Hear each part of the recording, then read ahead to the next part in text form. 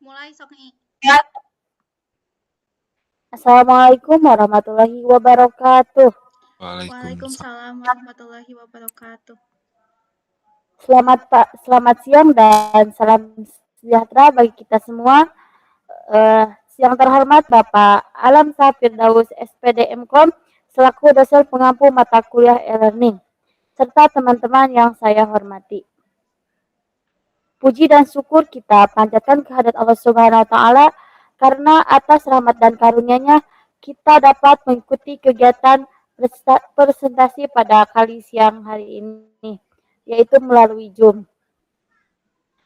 Perkenalkan, saya Ayu Putri Fauzia. Saya di sini sebagai moderator yang akan memandu jalannya presentasi dari kelompok 3, yaitu dengan judul Analisis Kebutuhan Pembelajaran Digital dan Pemilihan LMS pada Pembelajaran Sekolah Dasar. Baik, di sini juga ada pun anggota kelompok dari kelompok 3. Yang pertama Ayu Putri Fauzia, yang kedua Azhar Fauzan, yang ketiga Indri Nur Aliani, yang keempat Kairasa Sabila Riyadi, yang kelima Raija Rifa Rizdianto. Untuk mengefektifkan waktu, alangkah baiknya kita mulai saja presentasi dari kelompok 3 ini. Selanjutnya saya akan diberikan kepada Reja untuk memaparkan materi yang kami akan presentasikan. Saya persilakan kepada Reja. Oke, baik. Terima kasih ya kepada Ayu Fitri yang sudah memberikan saya kesempatan untuk menjelaskan LMS itu apa. Baik, sebelumnya, Assalamualaikum warahmatullahi wabarakatuh. Waalaikumsalam warahmatullahi wabarakatuh. Alhamdulillahirrabbilalamin, wabihi nasta'inu ala muri dunia wadin, wassalatu wassalamu ala asrofil anbiya'i wal mursalin, wa ala alihi wassobihi ajmain amma ba'du. Pertama-tama, marilah kita panjatkan puji dan puji syukur kehadirat Allah Subhanahu wa taala atas segala nikmat dan karunia-Nya sehingga kita dapat berkumpul pada Zoom kali ini dalam keadaan sehat walafiat. Tak lupa sholawat serta salam kita panjatkan juga pada Habibana wa Nabiyana Muhammad sallallahu alaihi wasallam. Nah, baik, untuk pembelajaran kali ini saya sebagai narasumber akan menjelaskan LMS. LMS yang dipilih itu apa saja. Mungkin langsung saja lanjut ke materi.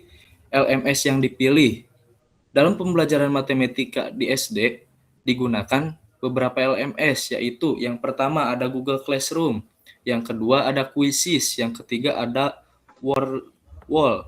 Yang ketiga, LMS ini digunakan untuk mendukung proses pembelajaran digital yang lebih efektif dan interaktif. Yang selanjutnya ada alasan memilih LMS. Nah, di sini mungkin ada alasan dari kami untuk memilih LMS itu seperti apa. Yang pertama, alasan memilih platform LMS tersebut yaitu yang pertama ada mudah digunakan oleh guru dan siswa, dapat diakses melalui smartphone yang mendukung pembelajaran digital, menyediakan fitur materi, tugas, dan latihan soal membuat pembelajaran lebih menarik bagi siswa anak SD. Yang selanjutnya, tadi sudah dijelaskan LMS itu ada apa saja. Yang pertama ada Classroom. Google Classroom merupakan platform pembelajaran digital yang dikembangkan oleh Google untuk memudahkan guru dalam mengelola pembelajaran secara daring. Di sini ada kelebihan dan kekurangannya. Yang pertama ada kelebihan. Di sini ada 3 poin dari kelebihan Google Classroom. Yang pertama, Google Classroom mudah digunakan. Yang kedua, gratis juga dari Google Classroom. Yang ketiga ada tampilannya sederhana. Nah, untuk kekurangannya pasti ada kekurangannya di sini. Untuk kekurangan dari Google Classroom yaitu fiturnya itu interaktif dan masih terbatas. Yang selanjutnya ada Quizzes. Quizzes merupakan platform pembelajaran berbasis kuis interaktif yang sering digunakan untuk memberikan latihan soal yang menarik secara menarik. Di sini ada juga kelebihan dan kekurangan dari Quizzes. Kelebihan yang pertama ini ada 3 poin. Yang pertama ada pembelajaran lebih menyenangkan. Yang kedua ada meningkatkan motivasi belajar siswa. Dan yang terakhir ada mudah digunakan untuk Quizzes tersebut. Itu mungkin kelebihan daripada Quizzes. Yang selanjutnya ada kekurangan dari Quizzes itu tersebut. Kekurangannya di sini ada satu, yaitu lebih fokus pada latihan soal. Jadi pada Quizzes itu fokusnya pada latihan soal. Yang selanjutnya ada WordWall. WordWall adalah platform pembelajaran yang menyediakan berbagai permainan edukatif untuk membantu siswa memahami materi. Di sini ada pula kelebihan dan juga kekurangannya seperti yang tadi, juga seperti Google Classroom dan juga Quizzes. Yang di sini ada kelebihan dari WordWall ada 2 poin. Yang pertama sangat menarik bagi siswa SD. Untuk yang kedua ada banyak variasi aktivitas pembelajarannya juga. Dan ada pula kekurangannya di sini hampir sama. Kekurangannya ada beberapa fitur berbayar untuk WordWall tersebut. Nah, dan mungkin itu yang dapat saya sampaikan daripada materi mengenai LMS tersebut. Di sini saya mengajukan kepada teman-teman semuanya, apakah ada yang ingin ditanyakan atau tidak? Boleh untuk teman-teman semuanya diaktifkan mikrofonnya atau acungkan tangan, boleh? Izin bertanya, Boleh, silahkan. mengapa ketiga platform tersebut dipilih sebagai sarana pembelajaran digital? Terima kasih. Oke, masih ada nggak pertanyaan atau sudah? Masih. Masih, boleh. Ada yang mau bertanya lagi? Boleh, silahkan. Sebelumnya izin bertanya ya, tadi kan disampaikan dalam pemaparan yang Google Classroom itu ada dalam kekurangannya itu fitur interaktif yang masih terbatas ya. Nah, bagaimana guru menyiasati kekurangan Google Classroom yang fiturnya dianggap masih terbatas dalam hal interaksi tersebut? Terima kasih. Oke, terima kasih untuk teman-teman yang sudah bertanya. Nah, apakah masih ada pertanyaan atau sudah dicukupkan teman-teman semuanya? Saya kasih waktu 1 menit deh. Kalau tidak ada, saya akan jawab pertanyaan-pertanyaan tersebut. Sudah? Sudah cukup. Oke, sudah mungkin ya.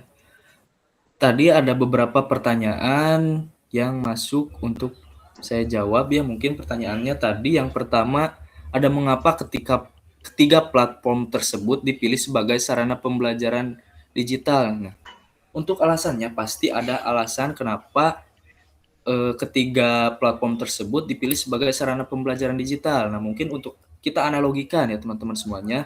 Jawabannya, alasannya karena platform tersebut mudah digunakan oleh guru maupun siswa, dapat diakses dan juga dapat diakses melalui smartphone, menyediakan fitur materi dan tugas, serta mampu membuat pembelajaran menjadi lebih menarik bagi siswa SD.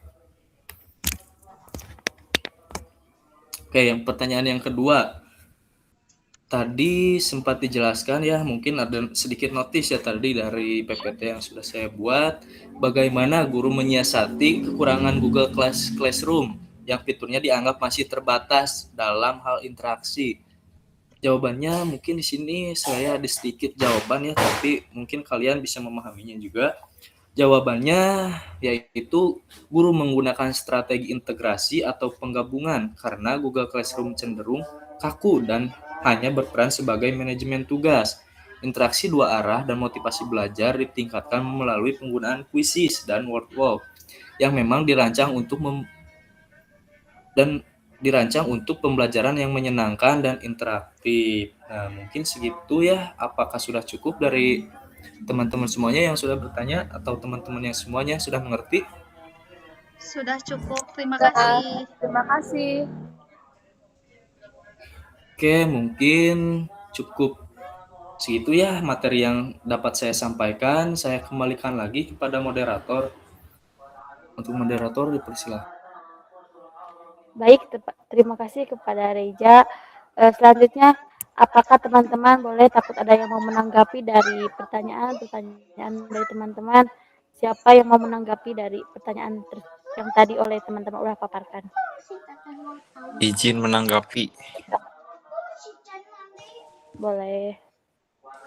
Nah, tadi kan yang pertanyaan dari saudari Kaila ya, tadi kan dari pertanyaannya bagaimana guru menyiasati kekurangan Google Classroom yang fiturnya dianggap masih terbatas dalam hal tersebut. Nah, tadi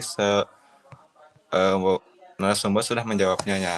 Saya ingin menanggapi, menurut saya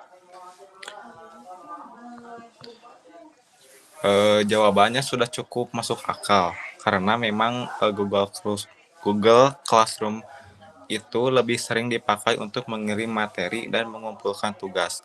Nah, jadi interaksinya kadang terasa kurang. Nah, dengan menambahkan kuisis dan word wall, pembelajaran bisa jadi lebih seru dan tidak membosankan bagi siswa. Tapi saya juga masih agak penasaran bagaimana cara guru menggabungkan ketiga platform itu dalam satu pembelajaran supaya tetap teratur dan tidak membuat siswa bingung. Mungkin itu yang bisa dijelaskan lebih lanjut. Seperti itu tanggapan dari saya.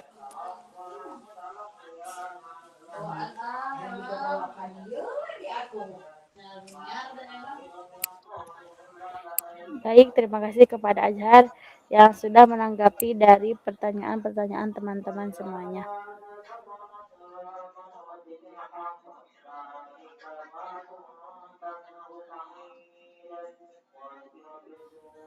Selanjutnya, kesimpulan dari materi yang kita sudah paparkan oleh Reja. Kesimpulannya, pemanfaatan LMS dalam pembelajaran matematika di sekolah dasar dapat membantu meningkatkan efektivitas proses pembelajaran. LMS memungkinkan guru menyampaikan materi, memberikan tugas, serta melakukan evaluasi pembelajaran secara digital. Berdasarkan hasil analisis kebutuhan pembelajaran, penggunaan Google Classroom, Quizzes, dan Wordwall merupakan pilihan yang tepat karena mudah digunakan serta mampu mendukung pembelajaran yang interaktif dan menarik bagi siswa sekolah dasar.